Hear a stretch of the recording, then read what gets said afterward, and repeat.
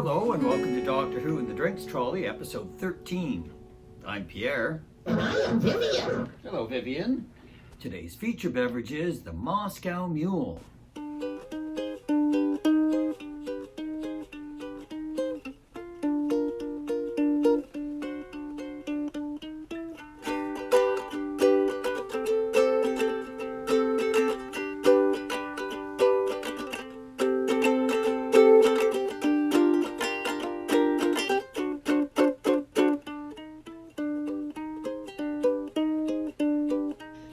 Cheers!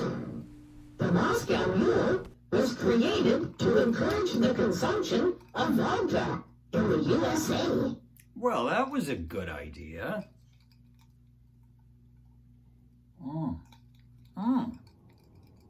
That is so good. Strange Sea Wolf has sent you this awesome picture. Oh, thank you, Strange Sea Wolf. Hey, Vivian, what story would you like to talk about today? Well, we'll talk about Doctor Who Time Flight, which was released on the 22nd of March, 1982. It was written by Peter Grimwade. Peter also wrote Modern Undead and Planet of Fire. Time Flight stars Peter Davison as the Fifth Doctor, Sarah Sutton as Nyssa, and Janet Fielding as Tegan. Spoiler alert! Spoiler alert! Our story opens with Seabird Concorde 192 Also known as Golf Victor Foxtrot, vanishing from the skies while Horton played by Peter Dolan. watches on in air traffic control. Concorde was first flown on March 2nd, 1969, and ran scheduled flights from 1976 to the year 2003. In the TARDIS, the Doctor, Tegan, and Nyssa try to cope with the recent loss of their good friend Adric. The Doctor decides to take them to Hyde Park in 1851 to cheer them up. He's taking them to the great exhibition of the works of industry of all nations. Ooh, I'd like to go there. Fire up the TARDIS! The TARDIS runs into some turbulence, which forces them to materialize at Heathrow Airport in the 1980s in Terminal 1. They soon find themselves helping with the investigation of the missing Concorde. The TARDIS is loaded aboard Concorde Golf Alpha Charlie, The Doctor, Nyssa, and Tegan join Captain Stapley, played by Richard Easton, First Officer Bilton, played by Michael Cashman, and Flight Engineer Scobie, played by Keith Drinkle. aboard the Concorde to recreate the flight of Victor Foxtrot. The Doctor believes they will find a time slip. The plane vanishes from the screen at air traffic control, just like Victor Foxtrot did. But aboard the Concorde, they appear to have landed safely at Heathrow Airport. The Doctor realizes they've been hypnotized and aren't where they think they are. They break the spell. What they thought was an airport is actually a barren landscape in a Jurassic era. And there's a nip in the air. Then Tegan runs toward Victor Foxtrot. we see a wizard watching them in a large crystal ball. The Doctor and Tegan find a building and a crashed alien spaceship. Nyssa cries out suddenly, No, we must find the Doctor. and she runs off with Stapley, Bilton, and Scobie. She has been having psychic glimpses. They find some hypnotized people from Golf Victor Foxtrot carrying the TARDIS away. Bilton and Scobie go and grab two of them. Gray, cloud-like creatures appear only to transport Scobie and Bilton away. The Doctor and Tegan meet up with Nyssa and Stapley. But where are Bilton and Scobie? Look out! Those great cloud-like creatures are back and they're keeping the Doctor in a bubbly hold. He learns the creatures are called plasmatons. That's a long story. Bilton and Scobie appear in the weird wizard's domain. Why does that wizard talk to himself so much?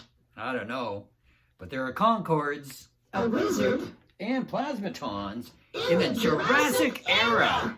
I hope we get to see some dinosaurs.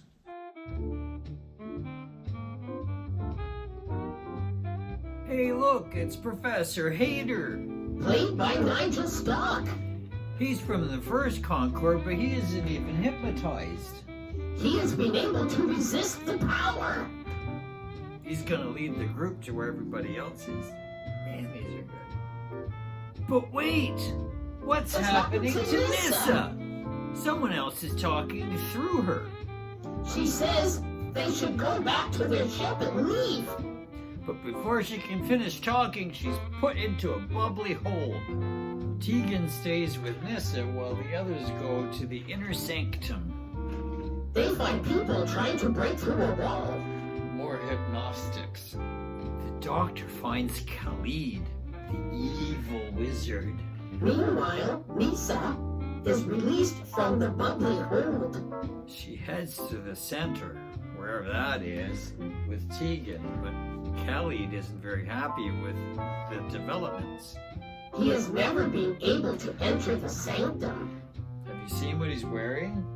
There's probably a dress code. Khalid makes a double-headed plasmatronic snake to attack Stapley, Bilton, Spock, and Hooter if the doctor doesn't hand over the TARDIS key. It looks dangerous. It looks like sock puppet. Nissa throws a large stone into the sarcophagus at the center of the sanctum. There's a large explosion. Makes the plasma snakes in the control room disappear. It also causes Khalid to fall over and start gurgling a green liquid. Oh, Khalid. That's gross, man. Khalid gets up and removes his disguise. It's the Master! The second Master is played by Anthony Aisley. He waves the tissue compression eliminator around, so the doctor gives him the key before anybody gets killed. The Master takes the TARDIS. The doctor and the professor go to find the passengers from Victor Foxtrot so they can help them get into the sanctum too. Now they are all out of their hypnotic trance. Stewardess Angela Clifford, Played by Judith Byfield, has a lot of questions. In the control room, Stapley, Bilton, and Scooby hear the TARDIS materializing, so they hide. the Master goes to the base of the crystal ball to fetch some electronic components. Stapley and Bilton sneak into the TARDIS while Scooby stays behind. The Master returns as Stapley and Bilton hide behind a door. The doctor finds the Master's TARDIS. That is where he has hidden the rest of the passengers and crew. The passengers that were working on the wall finally break through. The Doctor and the Professor jump into the opening. They find Nissa and Tegan out cold on the floor. The TARDIS isn't working right. The Master steps out again. Ha ha! Stapley and Bilton sabotaged it. The Master catches them in the act and sends them away in the TARDIS. They end up hovering high above the ground, stranded in the TARDIS. In the sanctum, the Professor finds a figurine. The doctor says it's the Seraphim. They disappeared ages ago in the Varden-Cognax War. They are not figurines. They are victims of the Master's tissue compression. The rest of their race is all together in a big brain pot. They have become one organism with two personalities. Professor Hayter is willingly absorbed into the Seraphim. Two Seraphim speak to the Doctor. Anthenon wants to stop the Master and get their bodies back. Xerox wants them to become gods or something, I don't know. Evil wins, and the sarcophagus is transported to the Master's TARDIS. Is that supposed to happen? Meanwhile, Scooby sees the Master's TARDIS vanish. The Doctor, Nissa, and Tegan are trapped in the sanctum. Professor Hayter's ghost appears in the Doctor's TARDIS. He walks past Stapley and Bilton and works on the console. It materializes in the sanctum, rescuing the Doctor and his companions. Then it takes him to the other side of the wall, where they are finally reunited with Scobie. Everyone goes back to the Concorde. It can be repaired with spare parts from Victor Foxtrot. And the Master can't get away because there's missing parts in his TARDIS. The Doctor and Master agree to a trade. The Doctor wants the people back and some missing bits. The Master wants a temporal limiter. After the trade, the Master's TARDIS dematerializes. Concorde Alpha Charlie takes off successfully with everyone. It goes through the time tunnel and they end up back at Heathrow Airport in the 1980s where they left. The TARDIS materializes outside the airport. And the Master's TARDIS tries to materialize in exactly the same spot. The Doctor has done something clever. The Master's TARDIS gets knocked into the space-time continuum and ends up on Zarafin in present day, so the Zarafas can rejuvenate and he can just hang out. He's trapped again. The TARDIS dematerializes, but they have left Tegan behind. She should have got her own spin-off series at this point. It was a missed opportunity. They could have called it Tegan and the Concorde Crew. Tegan and the Alpha Charlies. The Doctor and Nyssa are off on new adventures.